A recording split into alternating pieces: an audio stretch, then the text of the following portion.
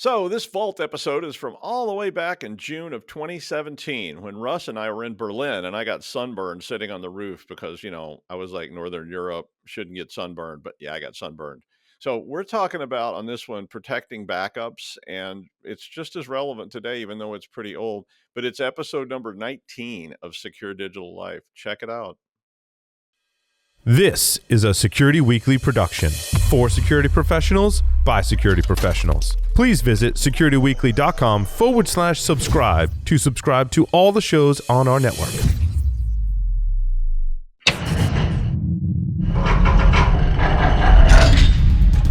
From the Security Weekly Vault, it's the show that keeps you up to date on the latest security news twice a week. Your trusted source for accurate security information and expert analysis. It's time for the Security Weekly News. We're here in Prague, like we said. Thanks, Doug, for doing that little shortcut from Berlin. And we've been here in Prague. I was visiting Prague College to talk to them about international study abroad opportunities for cybersecurity students, because they have a cybersecurity program. If you can believe that. So that was pretty cool. And we've been getting sunburned because it's like a heat wave in Northern Europe and Eastern Europe, which unlike in Rhode Island, where we were told it was nice and cool and rainy and all those things, it should be happening here, but instead are happening here. Hi, Russ. You're going all the way to Prague. I know. And I'm live on the Facebook feed, so if you have any questions, yeah, just ask them right on Facebook. The show, just put them on Facebook, and Russ, or I'll answer them, or Russ will probably answer because he actually knows what's going on, and I'm just here for the drinks. Not true. But anyway, tonight we're going to talk about, today, we're in tonight. It's 6 hours ahead here. We're going to talk a little bit about backup strategy, because backup strategy is a really important component. And as Doug told us from Berlin, a lot of times the unexpected happens. This was something I got involved with years ago, dealing with corporate disaster recovery planning, which they later changed to call business continuity planning, because it sounds better, and they didn't want anybody to get upset. Because when I said disaster, those people were like, "Ooh, I feel so bad," and we had to change the name of it to something friendlier. But so we're going to talk about that. Don't forget, AnyCon is coming right up. We're gonna fly home, and then we're gonna go to AnyCon and be there, and we'll stream something live from there and have some fun. So that June 16th and 17th, don't forget to use RWEDU is one of the codes you can use, or you can use Paul, and either one of those will get you $25 off at AnyCon, and you can catch that there. Cool. Okay. So here we are. To me, backups then. We could talk about Prague too. We could go outside and threaten people with our cameras or whatever. There's two kinds of backups that I like to talk about with corporate, which is bare metal backups. And bare metal backups mean never having to say you're sorry. That means you're literally assuming you'll get new hardware. You're going to reinstall everything, including your existing stuff. From the metal up. So you're not reinstalling Windows. You're just putting the backups back on the bare metal. And that's something that's often hard to do, because you may get different hardware. If you're corporate or enterprise level stuff, you would have a lot of the same hardware in your racks or whatever, so you may have big piles of hard drives and whatnot. But for home users, a lot of times if that thing blows up, you may not be able to replace it exactly. You get a different motherboard, you get a different whatever. And so bare metal may or may not work. Windows is more resilient to that now than it used to be. There's no way it was going to work. If you try to put a copy of Windows on a different set of drivers, you're done. It's going to blue screen of death, and it's all over. The other type is file onlys. And I like file onlys because a lot of times it's a good time to reinstall. What you do is all your settings and your desktops and all this kind of stuff. So it's kind of a problem. What about you? Yeah, I mean, I'm typically file only, or once in a while I'll do, maybe every 2 months I'll do an image. That way, if the hard drive does go and I don't want to install just a file only, I'll just re-image the same drive that I buy on eBay or Amazon or whatever, and I'm back up and running. Well, more is always better. Yeah. I mean, in terms of backups. So the more backups you have, the better off you are. But I want to go over a couple of types of backups that we hear terms about and just tell you what they mean. One of them is called incremental, and a lot of people do incremental backups, which this is now beyond I'm not going to back up everything because it's just too much. And I agree with that, because you start trying to back up gigs and gigs and gigs and gigs, and it's just going to get out of hand and out of control and be a problem. So you may want to do incremental backups, which means that as things change on your system, so when you add a file, you take a new picture, you do something else, just those things that have changed get added to the data set. Right. And so that means the backup's really quick. So it may happen just, it may just be an instant every day because you saved a Word file or you added, or if you're an enterprise, you may have saved 10,000 transactions instead of the millions of transactions you have in the past. And how about differentials?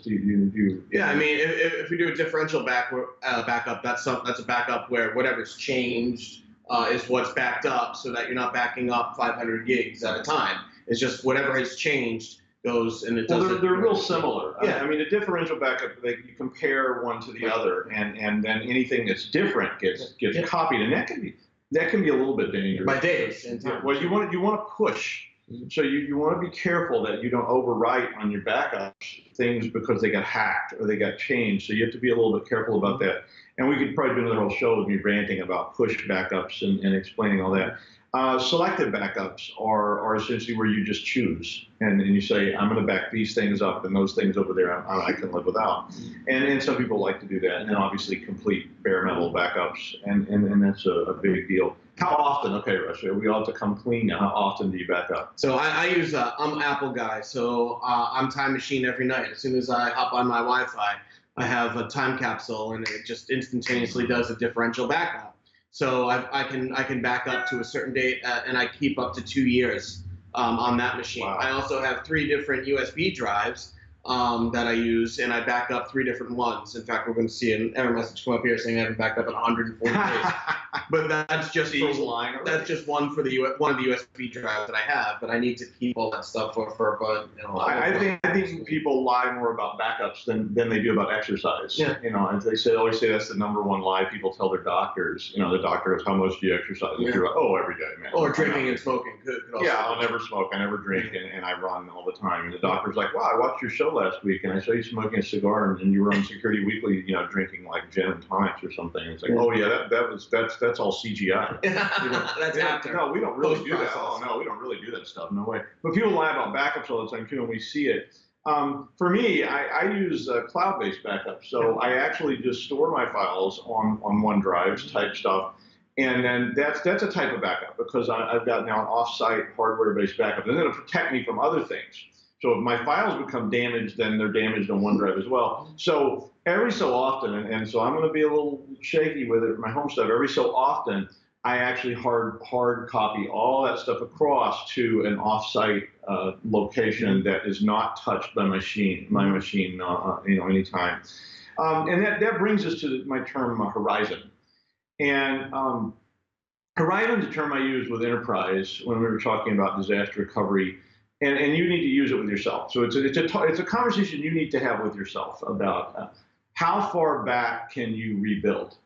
And it may not be very far for a lot of home users because unlike an enterprise where you have paper records, you have transaction receipts or whatever you have, as an individual, you say, I typed some things today. I typed a letter to my grandmother this morning.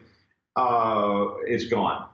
I don't have a paper record of it that I printed out and put in a file folder or something like that. I mean, my dad used to do that. He would, he made a letter, he would print it out and put a copy in the file folder so he had it. But we don't do that anymore. And so that your time horizon is probably daily, that you really need some kind of backup enforced. And part of that horizon is how far back can you go? And there's one other piece, and this is a scary piece. How long can you survive? And this is easier for home users, but how long can you be down? What if it's going to take you 2 weeks to recover from this? And that's something you need to ask yourself. It's a tough question, that we all have to ask ourselves, like, what if I lose all this? What if this laptop I'm holding in my lap, literally, falls on the floor right now and is destroyed? What is the consequence of that? And how bad off am I? And for me, I'm not at all. I could really run across the street right now, buy another laptop, connect it to OneDrive and pull all my files down. And so that kind of disaster, I'm pretty well protected from. Now, if it gets ransomware and it jumps on OneDrive, I'm going to lose everything since I was at home. But I can recover from that. But it's going to take me a little while to do. I'm going to have to do some things that's going to get lost. That brings us to out of band. And out of band is another term that I use with corporate. What I mean by out of band, and the original backups that we started having people do was to take backups and put them in bank deposit bags and drop them at the bank every night. Because the problem is you make backups, they're on a tape, they're on a DVD, however you do them. They're sitting right there with a computer. And one of the first times I saw this happen to somebody was at Enterprise, and they made backup tapes. They were religious about it, and they did it. And their computer got stolen. Somebody stole the servers. They broke in the office physically, and they stole the servers. And I said, so you have backups? And they said, yes, we do. And I said, where are they? And they said, oh, they're in the computer on tape. And they lost their backups. They were gone. They were with the stolen computer. So you need a way to get, and again, this turns into Horizon. Mm-hmm. So how often do you need to get something out of band off-site? And it's going to protect you from fire, theft, famine, flood, range of frogs, hordes of locusts, or more likely, you have too much to drink and or better yet, it's a PG show, your cat barfs on your machine, and that's the end of it. And your backups are on there too. So be careful about that out of band thing. And then a way that people do this today is they shift over to the cloud. So they use OneDrive, they use some other cloud-based service. And there's a lot of cloud-based backup services that you can have as well that actually make backups, incremental backups, differential backups. They push everything and they get them off your site and into the cloud. And so that's a lot better than putting things in safety deposit boxes. I literally used to burn things on DVD. Yeah. And I took the DVDs and I put them at my office, and I just left them there. And then, which brings it to, do you encrypt your backups? I don't. However, a friend of mine did, and she had called me over to the house a while back and said, "Hey, a tragedy occurred, and I need to get to those backups." And she's like, "But they're encrypted." And I'm like, "Well, it's 128-bit, encryption. Yep. It ain't happening. I can't do it." And that's my problem with encrypted backups is that if you lose that encryption key, you're not getting those backups back. And people say, oh, if you're going to put it in the cloud, you don't know who has access to it. And you're absolutely right. And if you're backing up bare metal, you may have personal information as backups. And yeah, there's probably a sysadmin sitting there that could conceivably look at what's in the contents of those backups if they're not encrypted. So you need to ask yourself, can this be compromised and taken, and what's that going to do to me? So that's certainly a piece of that about out of band, and I hope that you will at home think about that. If you have questions about it, just post them later on YouTube or on Facebook or whatever, and we'll answer them, or we'll do another show about how to do some of that stuff. Which is, people keep asking questions and we keep doing more shows about it, which is fine. That's why there are more shows. The other piece of this I want to be sure and bring up to you is RAID. I have had people say to me, I use RAID, do I need to make backups? And you want to tell them about RAID first? Yeah, so RAID is an interesting concept, and it's been used for, probably at least half my life, maybe a little longer. And it stands for, RAID is RAID, it stands for Redundant Array of Independent Disks. And it was typically used with SCSI interface. Now you can use it with other types of interfaces. And what it is you take a number of hard drives and you set them up into an array, and you can use RAID 0, RAID 1, RAID 5, RAID 10, and so on and so forth, and each does a different thing. RAID 0 is that mirroring, I forget, striping, and then RAID 1 is mirroring, and then RAID 5 is striping without parity, and then RAID 10 is striping with parity, but something like that. Anyway, the idea is that in a RAID, close enough. In RAID 0 with striping, it spans off the data across multiple disks so that it's the opposite of backup. It's a quicker load. But if one of those disks fail, you're screwed. Exactly. I've had people tell me, I use RAID 0, so I don't need to back up. That's not true. No. You have the opposite. Yeah, you increase the likelihood of a hardware failure. RAID protects you from hardware. Yep.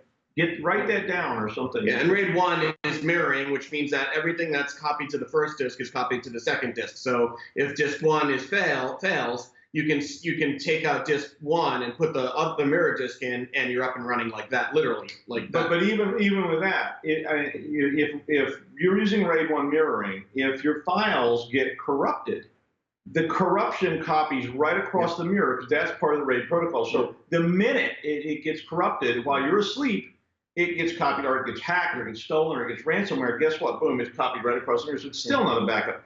All those RAID do in that regard is essentially manage your data better. When you get to RAID 5, which actually does have parity, one drive, you have to have groups of 3. One drive of the 3 can fail, and you can rebuild the entire set from the 3rd drive. But again, it doesn't protect you. Yeah. If you get ransomware, you have really good, robust ransomware then.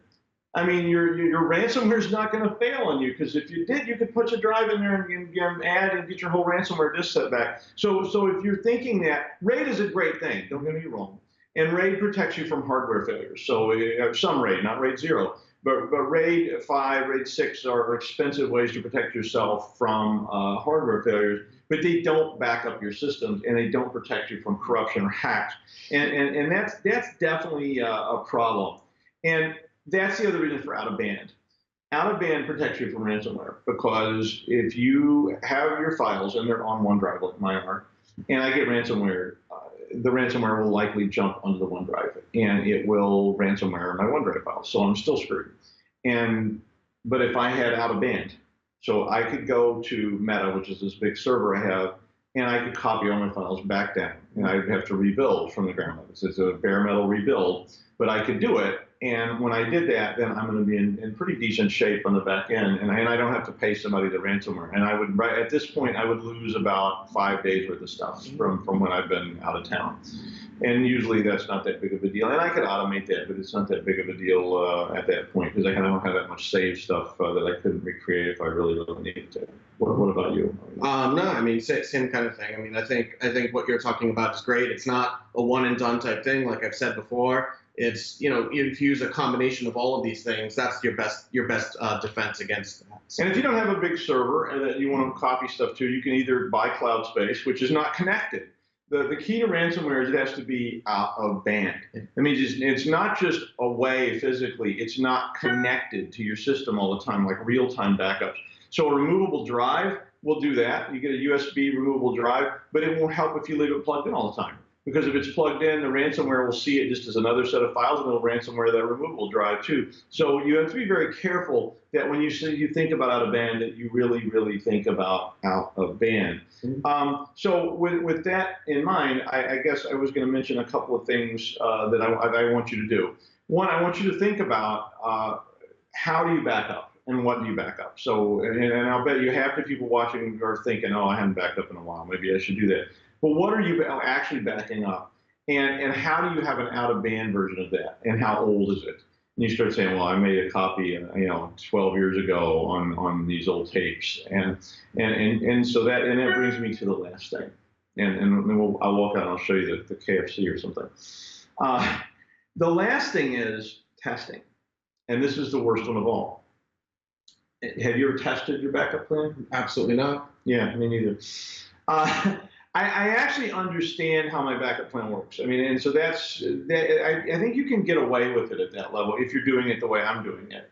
I know all the protocols and the services that I use, and I know how they work in a bare metal situation. So if I lose everything, I'm going to go back. I'm going to SFTP all my files down from Meta onto a reinstall of Windows. So I know how that's going to work. But if you're using other mechanisms and you don't test your mechanisms, you could have one of those situations where people say, I've been making these backups for years. I make them religiously. They're on these little tapes. And then you say, I'm going to restore because I finally need to restore. And you find out that we had a case in an enterprise where the read heads had failed. They didn't know that because they never tested their backups. And it's tough to test backups. It's like you need to do a restore test. But I guess better than that for home users is part of your plan should be, how am I going to restore? And you really should sort of drill yourself on, I know it's hard to do, but you should drill, how am I going to do it? How do I get this back, and how long is it going to take? Because if you go online and you say, I'm going to download everything from the cloud, and it's going to take 6 days because my download speeds are slower than my upload speeds. They're usually not, but you never know. And how long will it take me to get back up and running? And that's a very worrisome thing. You have other strategies? No, I think that's great, yeah. Russ just wanted to get out of here. No. He heard there was a casino down the street. They wouldn't let me in. Well, that's right. We went in there last night. Yeah, the first thing you asked me, give us your I was like, passport. what? I got my passport. I'm not going to give you that to go to the casino. So you want to walk on the street? Yeah, let's go show them. Oh, Russ is going to walk on the street so you get to see it if it doesn't crash. You can see the street scene. Hang on, I'm going to open this door. Okay, here's the street scene. No, that was your butt. Oh, yay. There you have it. Street trams, KFCs. How about that? Pretty cool. Yay, and it's cooled off outside, so it's not so awful. So I'm gonna go back in and sign off.